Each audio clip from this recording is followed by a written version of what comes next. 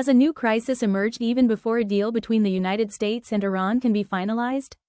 On one hand, President Donald Trump says that if Iran's nuclear sites are not inspected, negotiations could be terminated. On the other hand, Iran insists that no date has been set for inspections of the bombed facilities. At the same time, a mission has begun to evacuate around 11,000 maritime workers stranded in the Strait of Hormuz. Why has this new confrontation intensified, and why is the world closely watching these talks? The ongoing diplomatic negotiations between the United States and Iran appear to be entering another difficult phase. A new dispute has emerged over the monitoring of Iran's nuclear program, making the path toward a possible agreement even more complicated. The controversy centers on inspections of Iran's nuclear facilities. The United States claims that Iran has agreed to allow inspectors from the United Nations nuclear watchdog to examine its nuclear sites. U.S. President Donald Trump has warned that if Iran refuses inspections, the negotiation process could come to an end. However, Trump also stated that there is no need to rush the inspection process, while emphasizing that transparency and trust are essential for any agreement. Iran, meanwhile, has firmly rejected the U.S. claim. Iranian Foreign Ministry spokesperson Esmail Baghaei stated that no date or schedule has been finalized for inspections of the nuclear sites that were previously targeted in attacks. Iran maintains that its nuclear program is entirely for peaceful purposes.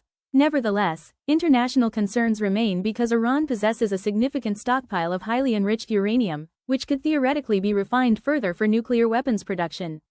For this reason, international monitoring and transparency remain the most sensitive issues in the negotiations.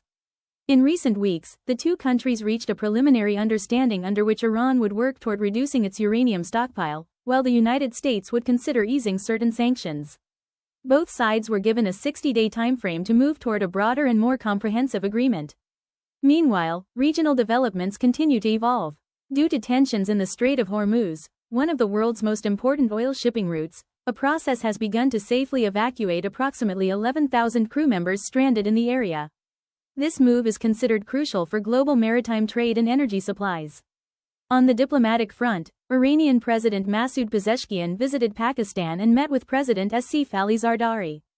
During the meeting, he made it clear that Iran's missile program is not part of any potential agreement with the United States.